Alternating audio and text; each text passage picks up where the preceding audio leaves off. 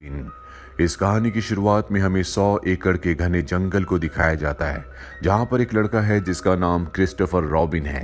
Christopher robin के यहाँ पर बहुत सारे दोस्त हैं, जिनमें विनी द पू, trigger, piglet, year, kangaroo, owl और रैबिट हैं। वैसे तो सब के सब टेडी बेयर्स हैं, लेकिन ये सब के सब क्रिस्टोफर रॉबिन से बात कर सकते हैं। और अब इन सबको पता चलता है कि क्रिस्टोफर रॉबिन बोर्डिंग स्कूल पढ़ाई के लिए जा रहा है, इसीलिए सब के सब तय करते हैं कि ये उसे एक गुड बाय पार्टी देंगे। अब ये उसे पार्टी देते हैं, जहां पर क्रिस्टोफर रॉबिन पू से और सभी से कहता है कि मैं वादा करता हूं कि मैं तुमसे मिलने जरूर आऊंगा। साथ ही वो विनी द पू से कहता है कि मैं तुम्हें कभी नहीं भूलूंगा, तुम मुझे मत भूलना।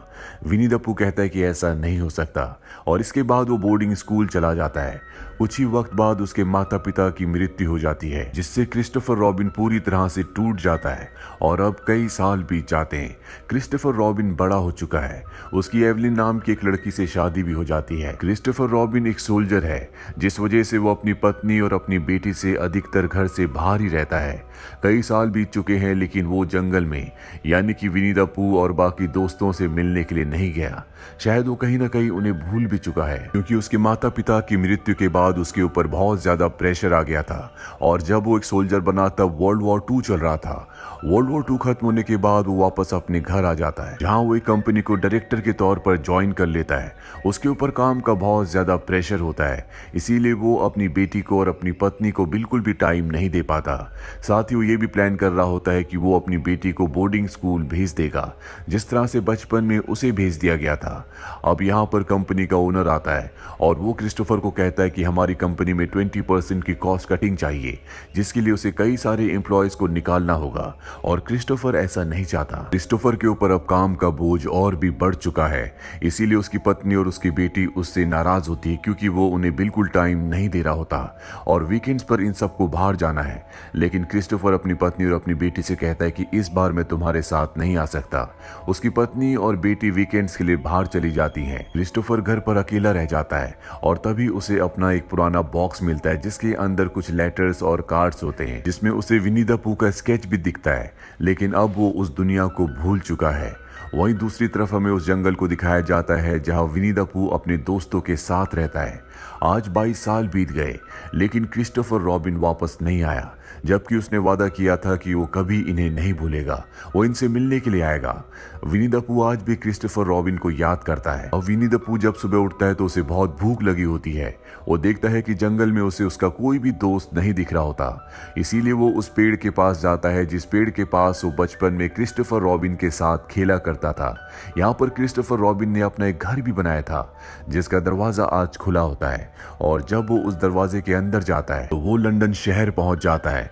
विनी द पू इस शहर को देखकर पूरी तरह से हैरान होता है, क्योंकि वो हमेशा जंगल में रहा है और ये वही शहर है जहां पर क्रिस्टोफर भी रहता है।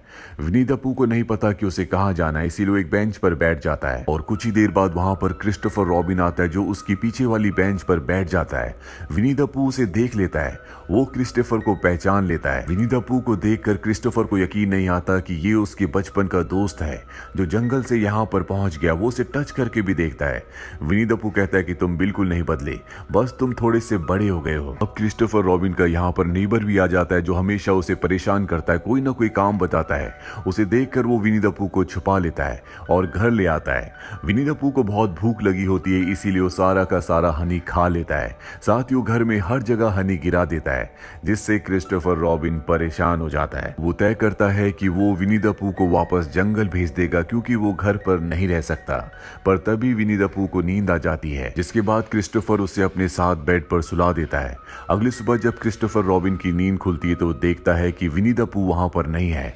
वो किचन में जाता है तो विनी द पू ने शहद ढूंढने के लिए पूरे किचन को तबाह कर दिया होता है, जो देखकर क्रिस्टोफर रॉबिन की परेशानियां और भी बढ़ जाती है और वो तय करता है कि वो उसे उसके जंगल में वापस छोड़ देगा। जब वो विनी द पू को वापस छोड़ने के लिए बाहर ले जाता है तो वो बात कर रहा होता है, जिस वजह से सब उसे देख रहे होते हैं। इसीलिए वो उसे एक टेलीफोन बूथ के अंदर ले जाता है और कहता है कि हम पुरानी वाली गेम खेलेंगे, तुम्हें अब सोना होगा। इसके बाद विनी द पू सोने का नाटक करता है और वो उसे ट्रेन तक ले जाता है, जिस ट्रेन से वो उसे उसके जंगल में वापस छोड़ना चाहता है। क्रिस्टोफर रॉबिन अपने लिए और विनी द पू के लिए एक सेपरेट कंपार्टमेंट को बुक करता है, क्योंकि उसे पता है कि विनी द पू ज्यादा देर तक चुप नहीं रहेगा। और अभी दोनों की दोनों उस कंपार्टमेंट में आ जाते हैं जहां पर विनी द पूह एक बार फिर से बोलना शुरू करता है। वो लगातार बोल रहा होता है और यहाँ पर क्रिस्टोफर अपना काम कर रहा होता है। विनी द पूह देखता है कि क्रिस्टोफर रॉबिन अब पूरी तरह से बदल गया है। वो क्रिस्टोफर को समझाने की कोशिश करता है कि तुम काम ना करके तुम्हें सफर को एंजॉय करना चाहिए, देखो बाहर कितना खूबसूरत नजारा है। लेकिन क्रिस्टोफर रॉबिन उसकी बात सुनता भी नहीं है और अब ये उस जंगल में पहुंच जाते हैं जहां पर बचपन में क्रिस्टोफर रॉबिन अपने माँ बाप के साथ रहा करता था। आज भी उसका घर यही जंगल के बाहर होता है जहां पर उसकी पत्नी और उसकी बेटी वीकेंड्स के लिए आए हुए हैं और अब वो उनसे छुपते छुपाते विनी द पूह को घने जंगल के अंदर ले जाता है जहां पर वो पेड़ के अंदर जहां पर विनी द पूह के साथ बचपन में वो खेला करता था उसे उस जगह छोड़ देता है। विनी द पूह कहता है कि मैं इसी रास्ते से लंदन पहुंच गया था। वो कहता है ऐसा नहीं हो सकता। इसके बाद विनी द पूह कहता है कि तुम्हें इसके अंदर जाना चाहिए। ये एक एक करके जब अंदर जाते हैं तो सच में दूसरी तरफ से एक दूसरी जगह पहुंच जाते हैं, लेकिन इस बार ये लंदन शहर नहीं होता बल्कि डार्क वुड होता है, यानी कि एक घना जंगल। विनी द पूह कहता है कि याद है बचपन में हम एक मॉन्स्टर के बारे में बात किया करते थे, शायद वो यहीं पर रहता है। और अब पूह और क्रिस्टोफर को यहाँ पर एक कंपास मिलता है जिसके सहारे ये आगे बढ़ना शुरू कर देते हैं। इन्हें नहीं पता कि इन्हें कहाँ जाना है। दरअसल विनी द पूह अपने दोस्तों को ढूंढ रहा होता है जो अचानक से गायब हो गए और अब जब ये लगातार आगे बढ़ते हैं तो ये एक ब्रिज तक पहुंच जाते हैं। बचपन में इसी ब्रिज पर क्रिस्टोफर रॉबिन और विनी द पूह आए थे जहाँ पर क्रिस्टोफर रॉबिन ने उससे वादा किया था कि वो उसे कभी नहीं भूलेगा। और जब भी ब्रिज के ऊपर आते हैं तो देखते हैं कि नीचे पानी में ईयॉर है तो लगातार पानी के साथ बहता जा रहा है। क्रिस्टोफर उसे देखकर डर जाता है, वो उसे बचाने के लिए पानी में कूद जाता है और बचाकर बाहर ले आता है। ईयॉर को देखकर उसे खुशी होती है। ईयॉर से वो कहता है कि तुम अपने आप को बचा क्यों नहीं रहे थे। वो कहता है मैं तो बह रहा था और वैसे भी मॉन्स्टर बहुत जल्दी आकर हम सबको मार देगा। ईयॉर को दरअसल यकीन ही नहीं होता कि ये क्रिस्टोफर रॉबिन है क्योंकि अब वो बहुत बड़ा हो चुका है। इसके बाद ये अपने बाकी साथियों को भी ढूंढ लेते हैं और यहाँ पर क्रिस्टोफर रॉबिन को कोई भी पहचान नहीं रहा होता क्योंकि अब वो बहुत बड़ा हो चुका है और सबको यकीन दिलाने के लिए वो इनके साथ वही गेम खेलना शुरू कर देता है जो बचपन में वो इनके साथ खेला करता था। वो ऐसे इमेजिन करता था कि उसके सामने मॉन्स्टर है जिससे वो लड़ रहा है और अब भी वो ऐसे इमेजिन करता है और वो उस मॉन्स्टर को हरा देता है, जिसके बाद सब क्रिस्टोफर रॉबिन को पहचान लेते हैं। साथ ही सबको ये भी लगता है कि क्रिस्टोफर रॉबिन ने मॉन्स्टर से इन सब की जान बचा ली। क्रिस्टोफर इनके साथ रहकर अपने काम की दुनिया को पूरी तरह से भूल चुका है। उसके दिमाग में कोई भी स्ट्रेस नहीं होता, वो बहुत इंजॉय करता है और वो पूह को बताता है कि मेरी जिंदगी अब पूरी तरह से बदल चुकी है, जहां पर काम है, टेंशन है। और ये कहते कहते वो बहुत ज्यादा इमोशनल हो जाता है और विनी द पूह के साथ वहीं पर सो जाता है। अगली सुबह पिगलेट उसे उठाता है और अब क्रिस्टोफर रॉबिन एक बार फिर से टेंशन में आ जाता है क्योंकि उसे जॉब पर जाना है। और तभी उसकी पत्नी और बेटी उसे देख लेती है। वो क्रिस्टोफर रॉबिन को कहते हैं कि तुम यहाँ क्या कर रहे हो। वो कहता है कि मैं तुम्ही से मिलने के लिए आया था लेकिन मुझे अर्जेंट कॉल आ गया है इसीलिए मुझे काम पर जाना होगा, जिससे उसकी बेटी एक बार फिर से उदास हो जाती है। क्रिस्टोफर के जाने के बाद उसकी बेटी घर से बाहर खेलने के लिए आती है लेकिन वो यहाँ पर अकेली होती है इसीलिए वो अकेली खेल रही होती है। वही जंगल में दिखाया जाता है जहाँ पर विनी द पूह और उसके सभी साथियों को पता चलता है कि क्रिस्टोफर अपने इंपॉर्टेंट पेपर्स यहीं पर छोड़ गया है। इसके लिए वो कई दिनों से तैयारी कर रहा होता है और अब ये चाहते हैं कि ये उसके पेपर्स उसे वापस लौटा दें। और सबसे पहले ये उस जगह पर जाते हैं जहां पर क्रिस्टोफर रॉबिन की बेटी खेल रही होती है। ये सब उसके सामने आ जाते हैं और उससे बात करना शुरू कर देते हैं। पहले तो वो इन टॉयज को बात करते हुए देखकर घबरा जाती है पर जल्दी उसे याद आता है कि ये सब उसके फादर के टॉयज हैं और उसके फादर ने पूरा बचपन यहीं पर बिताया था। ये सब टॉयज क्रिस्टोफर की बेटी को बताते हैं कि क्रिस्टोफर अपने इंपॉर्टेंट पेपर्स यहीं पर छोड़ गया है, हमें उसे लौटाना होगा। और अब क्रिस्टोफर की बेटी तय करती है कि वो इनके साथ मिलकर अपने पिता के पेपर्स वापस लौटाएगी। इसीलिए वो अपनी मॉम के लिए एक लेटर लिखती है कि मैं जरूरी काम से जा रही हूँ और वो उन सब टॉयज को लेकर ट्रेन में बैठ जाती है। और जब उसकी मॉम को ये बात पता चलती है तो वो अपनी बेटी को ढूंढने के लिए निकल पड़ती है क्योंकि उसकी बेटी को नहीं पता कि इतने बड़े शहर में उसे अपने पिता को कहां पर ढूंढना है। वहीं क्रिस्टोफर की बेटी अब शहर में पहुंच चुकी है जहां पर वो एक टैक्सी को हायर करते हैं। टैक्सी ड्राइवर जब देखता है कि उसके सभी टॉयज बात कर रहे हैं वो गाड़ी को एक जगह से टकरा देता है। तभी यहाँ पर पुलिस आ जाती है। वो ड्राइवर बताता है कि इस लड़की के पास जो टॉयज हैं वो बात करते हैं पर उसकी बात पर कोई भी यकीन नहीं करता।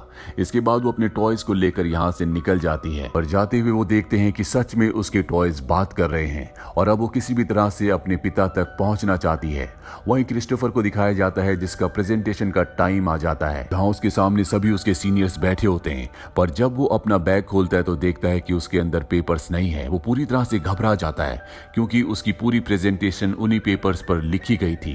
क्रिस्टोफर को शांत देकर सभी कहते हैं कि अगर तुमने कुछ भी तैयारी नहीं की है तो हमें इस कंपनी को बंद करना होगा क्योंकि कंपनी लॉस में चल रही है।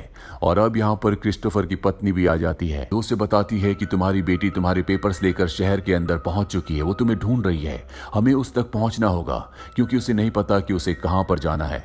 क्रिस्टोफर इसके बाद अपनी पत्नी के साथ इस जगह से निकल जाता है। उसे अपनी बेटी मिल जाती है जो सभी टॉयज के साथ एक जगह पर बैठी होती है। वो बहुत उदास है क्योंकि उसने अपने पिता के पेपर्स को खो दिया, पर क्रिस्टोफर उससे बहुत ज्यादा इंप्रेस होता है क्योंकि वो उसके पेपर्स देने के लिए इतना दूर आई थी। उसे अपनी गलती का एहसास होता है। उसे एहसास होता है कि उसे अपनी बेटी को टाइम देना चाहिए। तभी उसे याद आता है कि उसकी कंपनी बंद हो जाएगी अगर उसने प्रेजेंटेशन नहीं दी। इसीलिए वो दोबारा से मीटिंग में जाता है जहां पर सब के सब जाने की तैयारी कर रहे होते हैं। और अब क्रिस्टोफर उन सबको एक आइडिया देता है। वो कहता है कि हमें अपनी कंपनी की कॉस्ट कटिंग करने की जरूरत नहीं है, किसी भी एम्प्लॉय को निकालने की जरूरत नहीं है, बल्कि हमें अपने एम्प्लॉयज को देश विदेश छुट्टियों पर भेजना चाहिए, जिसके बदले हम उन्हें सैलरी भी देंगे। ये सुनकर सब हैरान हो जाते हैं। क्रिस्टोफर बताता है कि जब देश विदेश में हमारे एम्प्लॉयज जाएंगे तो वो अपनी ड्रेस पहनकर वहां पर कंपनी का प्रमोशन करेंगे, जिससे हमारी कंपनी को इंटरनेशनली रिकॉग्नाइजेशन मिलेगा और हमारी सेल बहुत ज्यादा बढ़ जाएगी। दरअसल इनकी कपड़ों की कंपनी है, इसका बहुत बड़ा अमाउंट प्रमोशन में जाता है। हालांकि क्रिस्टोफर का ये आइडिया किसी को भी पसंद नहीं आता, लेकिन कंपनी का जो ओनर होता है उसे क्रिस्टोफर का आइडिया बहुत अच्छा लगता है। वो कहता है कि हम इस कंपनी को बंद नहीं करेंगे और ना ही किसी एम्प्लॉय को निकालेंगे, हम वही करेंगे जो तुमने कहा। ये बहुत ही यूनिक आइडिया है। और इस तरह से क्रिस्टोफर अपने साथ सभी की जॉब्स को बचा लेता है।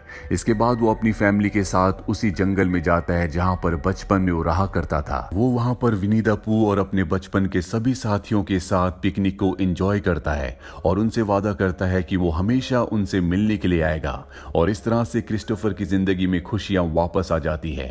इस कहानी से हमें पता चलता है कि बचपन की जो जिंदगी होती है वो सबसे बेहतरीन होती है, जिसे इंसान सबसे ज्यादा एंजॉय करता है। हालांकि क्रिस्टोफर पूरी जिंदगी पैसे कमाने के लिए, खुशियां पाने के लिए पूरी दुनिया में भटकता रहा, लेकिन उसे उसकी खुशियां उसके परिवार के साथ और अपने बचपन में वापस लौटने के बाद मिली। इसीलिए इंसान को अपने अंदर के बचपन को कभी भी खत्म नहीं होने देना चाहिए और हमेशा अपने परिवार के साथ रहना चाहिए। तो ये थी पूरी कहानी क्रिस्टोफर रॉबिन की। उम्मीद करते हैं कि ये कहानी आपको पसंद आई होगी।